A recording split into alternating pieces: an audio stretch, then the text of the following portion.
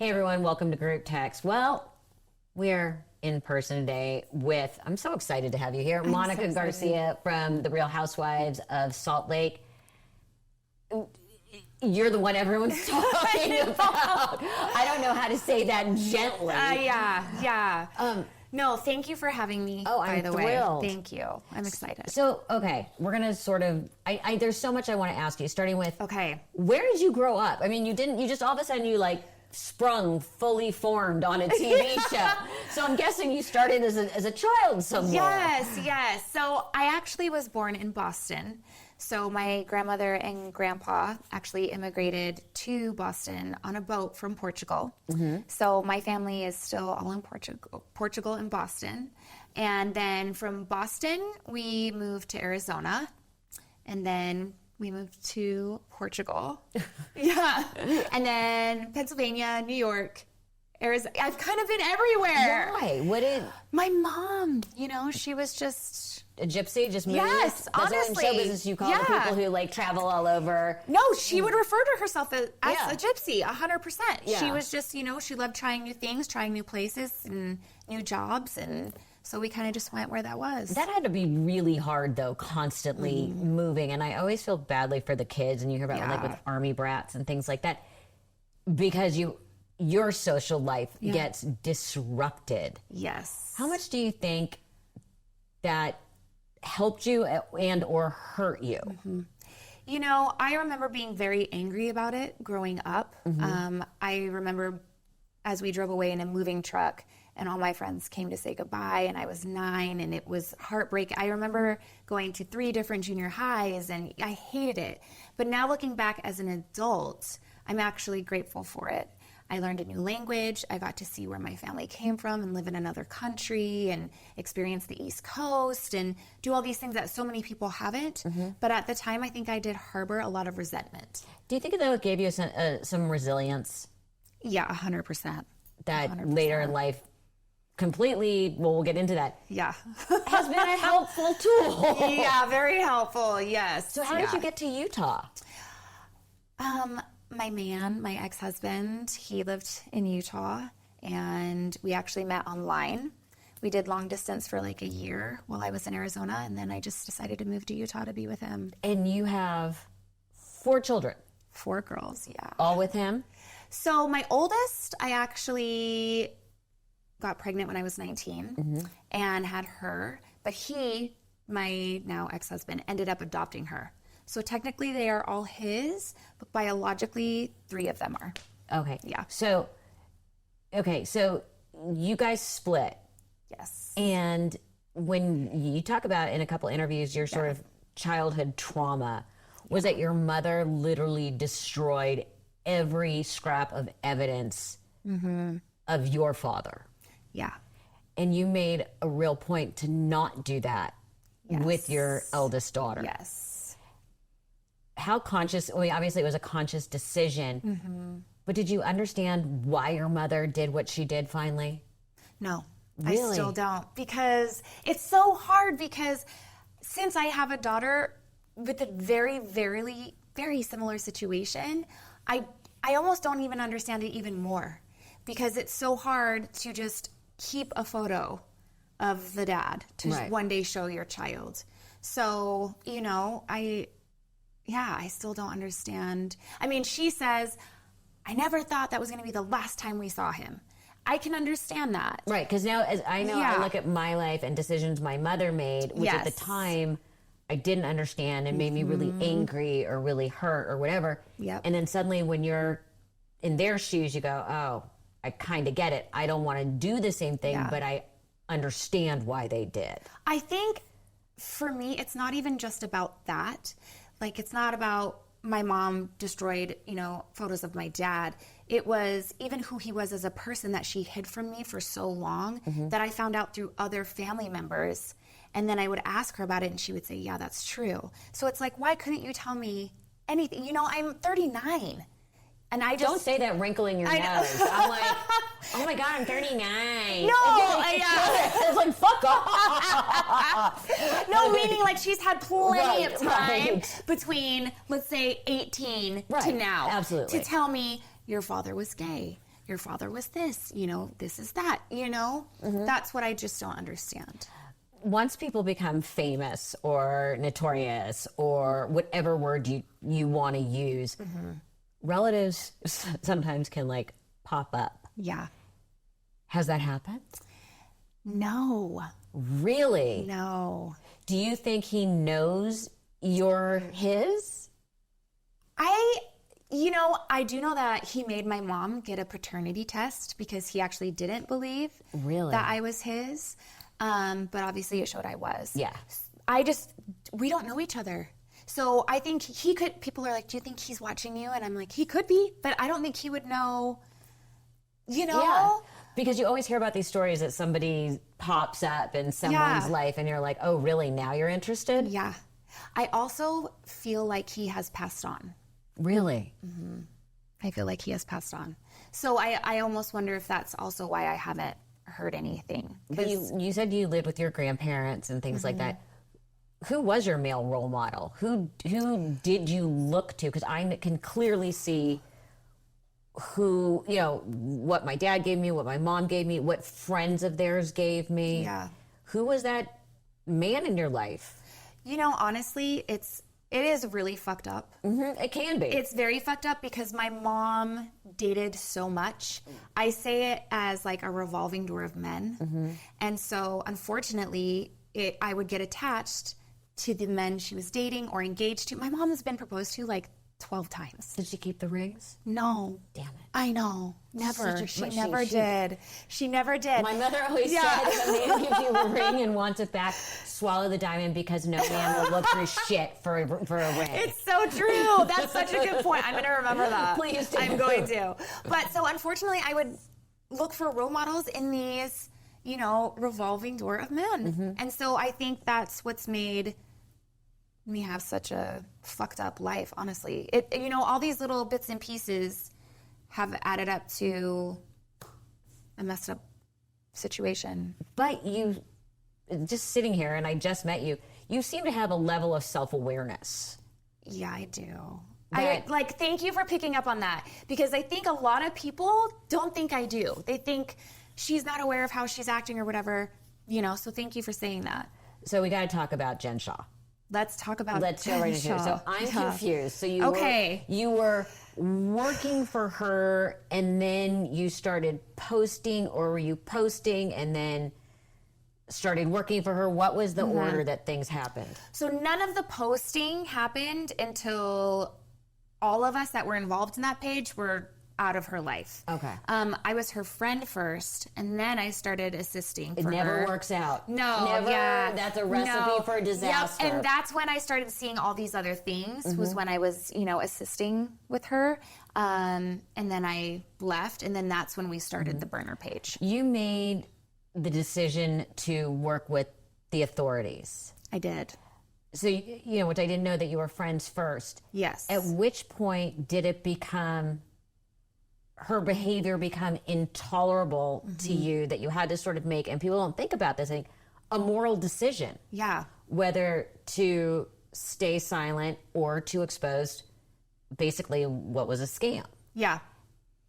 How did you make that choice? Because we all find problems with our friends, or things they do, or things we like that they do or don't like what they do. And you have to make a decision to address it, but you had to make a decision that was, you basically became a whistleblower.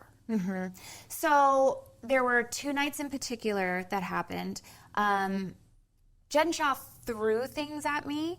Physically or verbally? No, physically. Like literally, she physically picked up glass items and chucked them at me. When you were working for her? Yes. And she never would have done that as a friend? I hope not, but I don't know. I mean, Heather was just her friend, and she punched her square in the face. So I don't know. Maybe she would have as just a friend. Right. But when I really decided I'm out, I'm done, and I'm going to authorities, was when one night we were in her car and she told me about her business. And you just felt that that so much damage was being done to other people that you had to speak up? Or was your gut, was it a knee-jerk because I just fucking hate you and I hate how you've treated me and you're not who you say you are and you're a shitty person? Or was it, I can't let this happen to other people? all of Or that. Or was it both? It was all of that. It was, you're a piece of shit person to my friends, you're a piece of shit person to me, and you're a piece of shit person to all these elderly you are completely fucking over and stealing from. And I knew so many people that knew about it, and no one was saying anything. And a lot of people are like, she was working with Jen Shaw, so she's just as guilty. She made a plea deal. You can call the federal government and ask them. I had nothing to do with any of that. I literally went to them as someone that was like, I have information, what she's doing, she's really doing it. And it felt like the right thing to do. A lot of people are like, you're a rat, you're this. Okay, that's fine. It was the right thing to do. Well, because we all get into, I have some friends that I don't like choices they've made in their lives. And knowing that I would have had to go to the authorities, although that would have been exciting. It could have called me in the middle of the night to come bail them out. It would have been exciting. Yeah. But on personal decisions, on things way they live their life that I don't agree with. Right. But it's still hard to take that next step when you're doing something that is going to change someone's life in a public and legal way, that you're going to be sending them to jail. So I know I didn't send her to jail. I mean, they were her own actions sent her to jail, but to even open Pandora's box. Yeah. I was happy to do it because they already had a 10-year case. And at that point, they were just looking for more information at, what was going on at that time. I knew what was going on at that time. Right. I do feel like there were a lot of her victims had taken their own lives. This was really awful what was happening. And I don't feel like my testimony, I was supposed to be a witness in the trial, would have helped, it would have been heard, but I was not a deciding factor in her going to prison or not. It was just another witness on a long list. It had to be a really hard decision to make. It was very easy. Really? It was very easy. Really? Yeah. I mean, you tell me this. If I'm sitting here, I'm saying some of the most berating things to you. I'm saying we're supposed to be friends. I'm taking money from you and everyone else of your friends. I'm throwing shit at you. I'm throwing food at you. I'm telling you I'm going to beat you the fuck up. How hard is it going to be to go to the authorities and be like, this person is really doing this shit?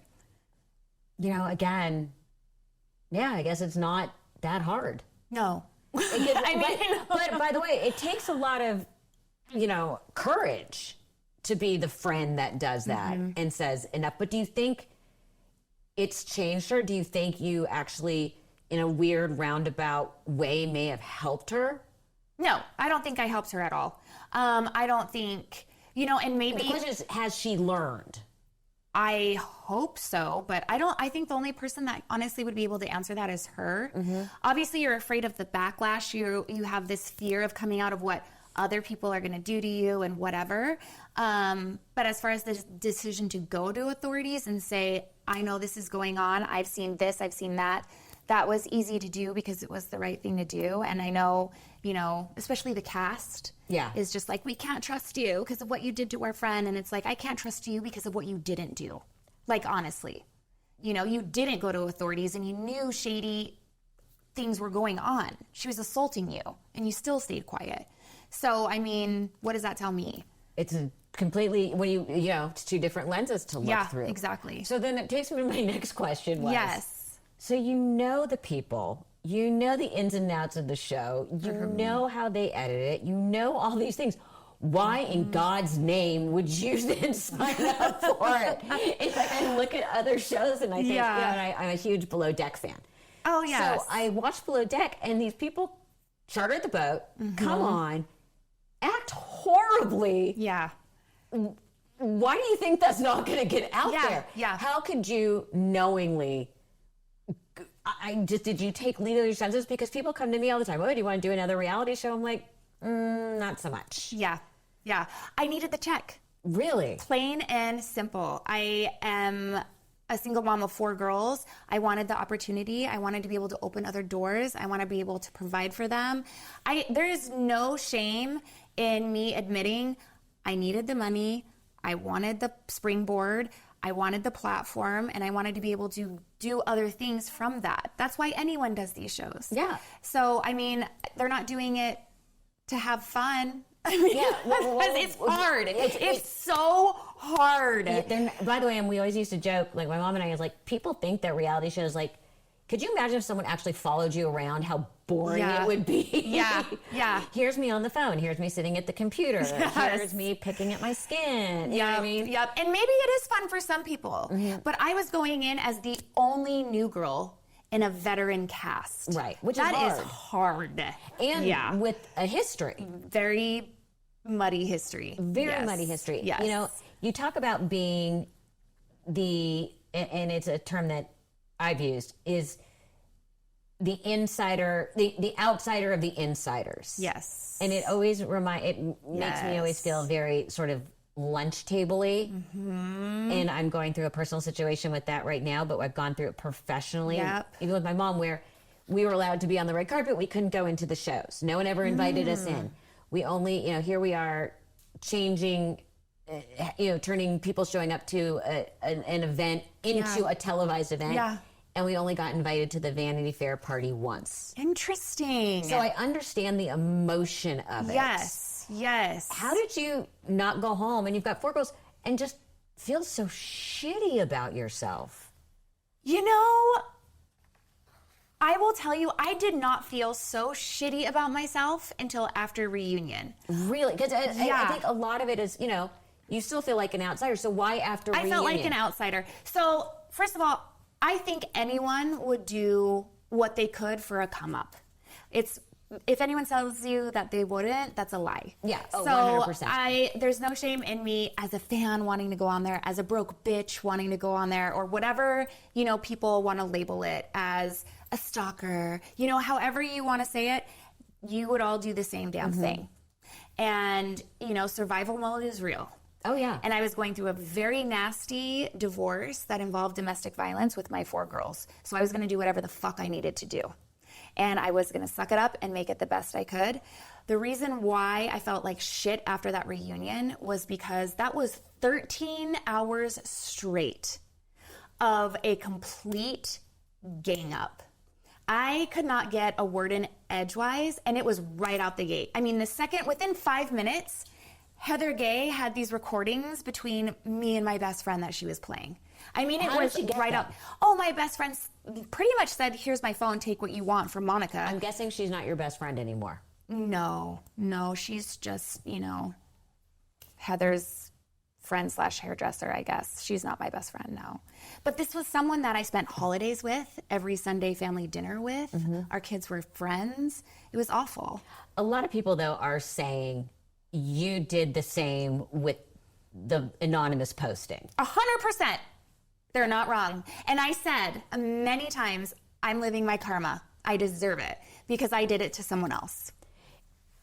How do you get your head around that? I mean, again, I mentioned that you have this sort of air of self-awareness. How do you explain this to your daughters? Do you say this is actually a life lesson?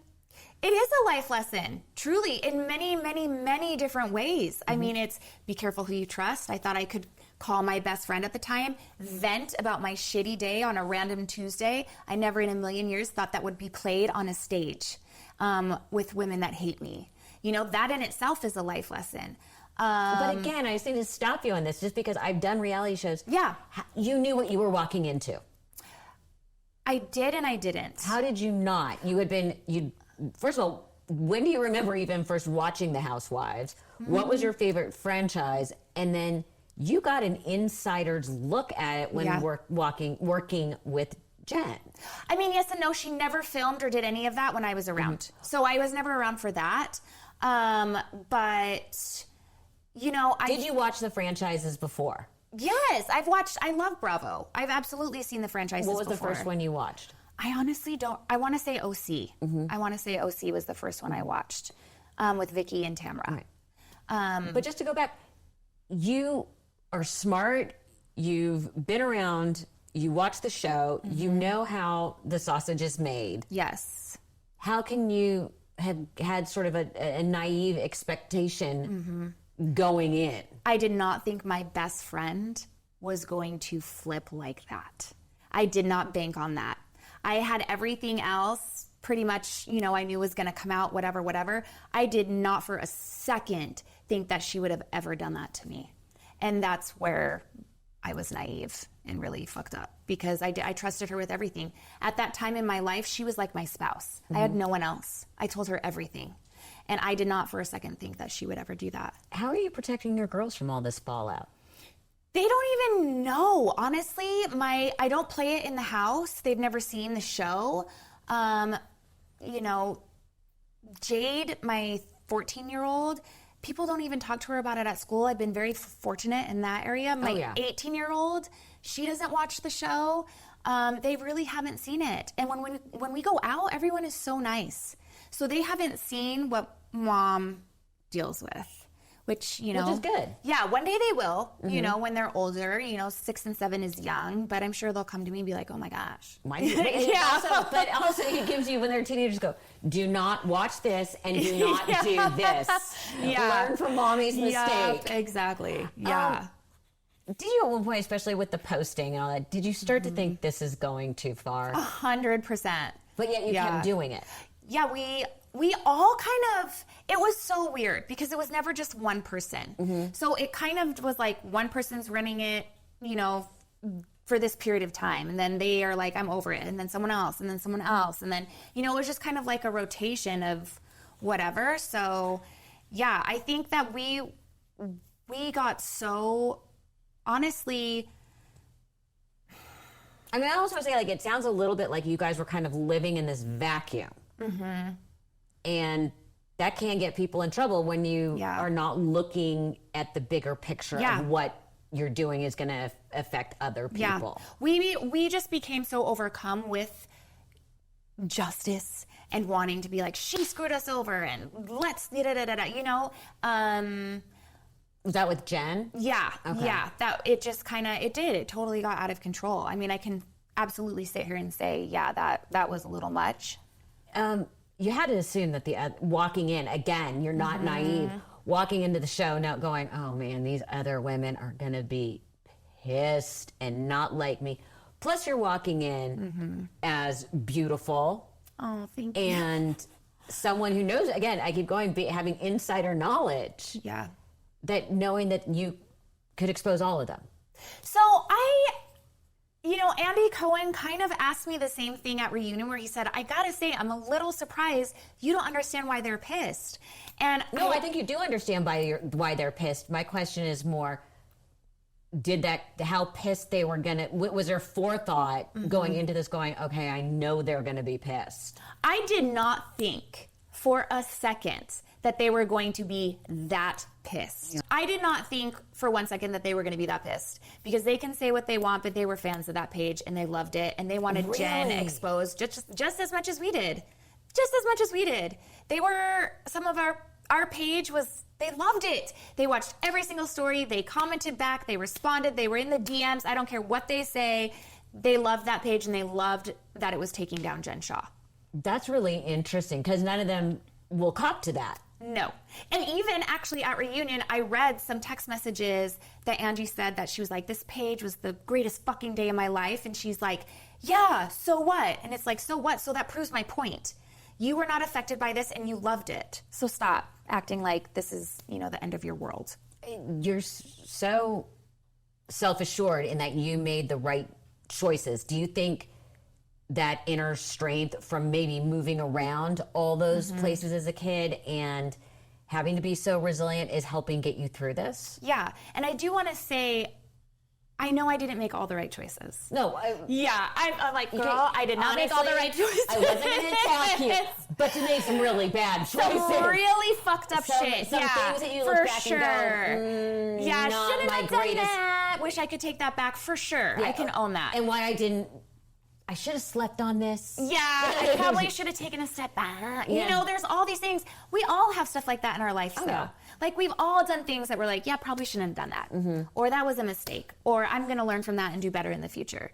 But what are we talking about at the end of the day? A fucking burner page? Like, get out of here.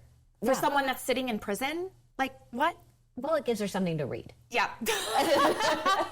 Exactly. You're saying that you realize there's times you probably should have said, let me rethink this. 100%. Or let me think about it. But it's very hard. And think that's why I respond to this, is being the outsider of the insiders, or the insider's outsider. Yes. It's hard not to get angry. And when you're 100%. angry, it's hard not to lash out. Yes. Yes.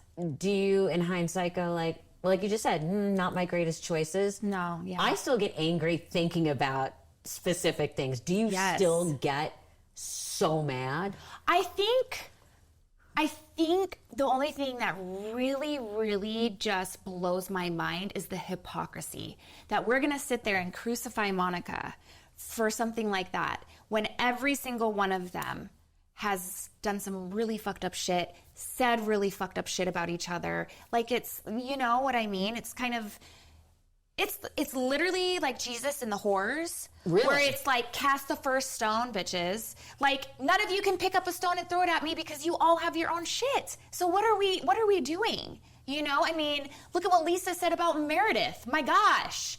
You know, you're saying your best friend was a whore and fucked half of a state? Like, come on. I never said anything like that. And that's an interesting take on it. So now Bravo has said you're not coming back. Yes. Yeah. Which I am, from a producing side, kind of shocked about. Everybody that is in production or has been in their life says the same exact thing, that they are shocked. Do you take that as a compliment? Sometimes you're like, oh my God, she's a total shit disturber. Let's throw her back in. Yeah. You know, I'm shocked that the women had that much power. That's what I'm shocked about. How can you be shocked about this? Because I feel like, you know, like you just said, from a production's point of view, it's about money, it's about ratings, it's about views, it's about all of that. So when we had such an explosive season. I mean, Congress was talking about it. You have Jennifer Lawrence talking about it. You have T-Mobile quoting me, HBO. Like, I mean, it was insane. And then to just cut it off is wild to me. Just because a couple women refused to film with someone. I mean, I just feel like, was that the best decision if you care about, you know, the show as a whole and you want a successful show? You know, it did blow my mind. It did. You've been painted very much as a villain. Yeah. Yes. Has anyone from that group reached out and actually been supportive? Mary has been incredible. Really? Mary has honestly... Sorry, I keep saying really because I'm so interested. No. I just want that on the record. I'm aware that I keep saying that. Well, I'm aware that I keep saying, I always say truly, honestly, so we're the same. Okay, yeah. I just keep going like, really? Yeah. So I'm aware. Thank you, people. No, I'm aware too Before of everyone mine. starts why do you keep saying really? Really? No, because I'm kind of well, it's amazed. shocking stuff, yeah. I mean, I could sit here and say, you know, Heather Gay wrote into Tanisha and asked the page to post stuff about Jen for her, and, you know, people wouldn't believe any of this stuff. It is. It's like, really? And so that happened? 100%. And I showed it at Reunion, and they cut it out. How frustrating is that? How frustrating was the edit of Reunion? It was infuriating. So, you know, I mean, Andy Cohen was great, and he did keep trying to give me opportunities to come out, but I shut down. I was done. And I knew... Bad time to suddenly shoot. I know. Down. But it was like, by part 3, right? Which is our 10, whatever. You're exhausted. You're beating your head against a wall. And I knew, you know, we weren't going to get anywhere. The women wanted what they wanted, and they got what they wanted, you know? You said that Mary's really supportive. She's incredible. What did she do? Or what has she done? Yes. She checks on me as a human being.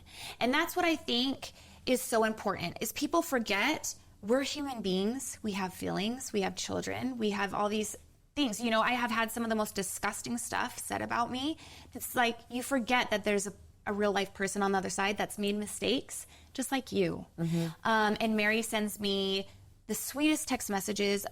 She sends me quotes, inspiration, positive like videos, and she's just like, I want, you know, she'll text me and just be like, are you good? I just want to make sure you're okay. And it makes you feel like, okay, someone cares about your mental state, because that gets lost in the reality shuffle sometimes. Very much so. Yeah.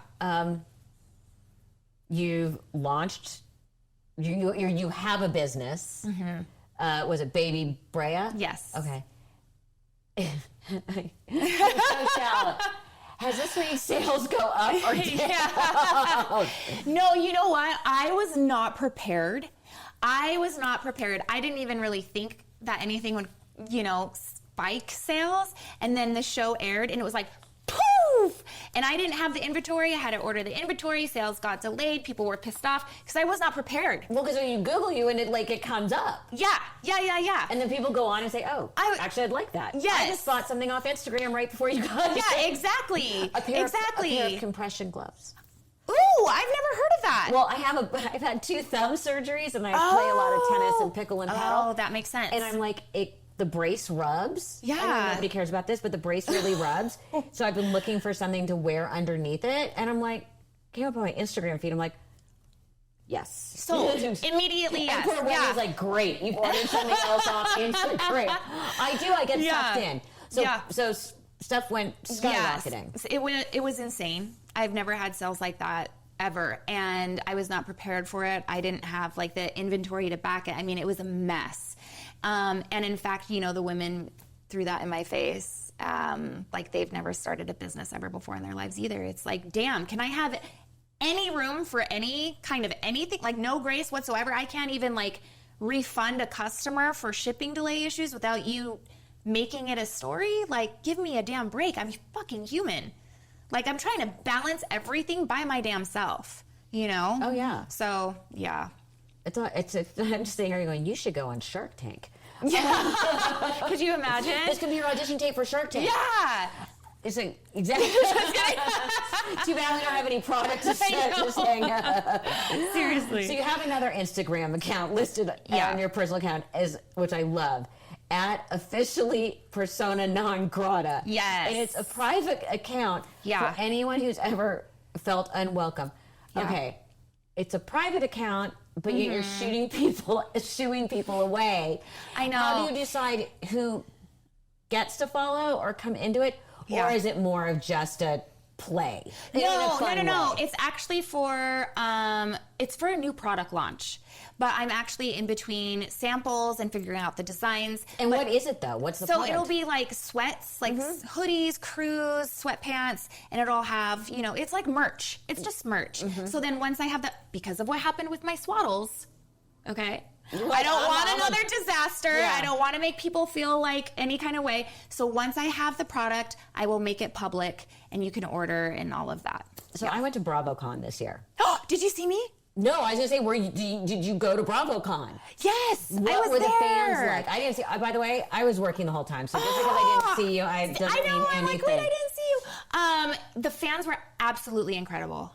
Incredible. I almost wonder if that's why some of the ladies were so pissed, because the fans have been amazing with embracing me and accepting me, and as not your typical housewife. And I don't think that was something that people planned on. Do you think that's what pissed the ladies off a lot? I think it pissed some of them off a lot, yes. How did you, because what people don't know at BravoCon is everyone's running around backstage and everybody's pretty much in the same hotel and everyone's running through the elevators and the lobbies. The funniest thing for me at BravoCon was I stayed at the Four Seasons. We all stayed at the Four Seasons. Yes, yeah. It's where they kind of put all the housewives up. Yep. I put myself up there because, well, I'm spoiled and it's me. I'm going to 100%. Yep. I like a good Four Seasons. It's really nice. I'm a big fan of the Four Seasons. I definitely have, they know me in the computer system. I love it. Yeah. So how did you avoid being really uncomfortable even walking around backstage? And it's for as big of a space it is, you're constantly seeing each other and seeing people and in the elevator and here. So how did you avoid not getting stuck in an elevator with someone? I don't know how that didn't happen. I guess because our schedules, my cast and I we had nothing the same. So we were on completely different schedules. So maybe we just were never at the same place, same time. So they kept you separated. Yes. They kept us separated. I did actually run into Meredith in the elevator room. She was very nice. She was civil and kind, and you know, very quick interaction, but she was civil. Okay. Whitney and I had an interaction. She was very nice. But yeah, the other ones not so much. But yeah. So you're now known as a Bravo villain. Bravo villain, yeah. And they asked me at BravoCon on that press carpet, who's the greatest villain in, you know, Bravo? And I'm like, I don't know, because this was before. Yeah, I'm not sure. I know. Little did I know I'd have to say myself. But I just finished watching Traitors. Yes. You could do Traitors. I would love to do Traitors. Because they have all the villains from all the shows. I know. I feel like it would make sense, but we'll see. I don't know. I feel like I would get voted off really early. They'd be like, she's a villain. You know? It's her for sure. She's a traitor. Do you kind of, in a weird way, enjoy that notoriety as being known as a villain? And how has this affected your dating life? Are people scared? Are people scared? Like, do these men go, oh shit, she's gonna rip me to shreds? Or men are like, I can take her. Yeah, I can tame her. You want to know what? What? Okay, this is actually interesting. I get younger men. I do not get my age or older. So I think the younger men are just like, I can handle this. They're too naive. So I get them, which is great. Remember, if anyone proposes, swallow the ring. Okay, yeah, I know that now. What do you have next? Oh man, I wish I could say, but there are definitely things coming up that I'm really, really excited about. Well, I am so glad we had a chance to chat. This has been so fun. Okay. Thank you so much. I've loved it, really. Thank you.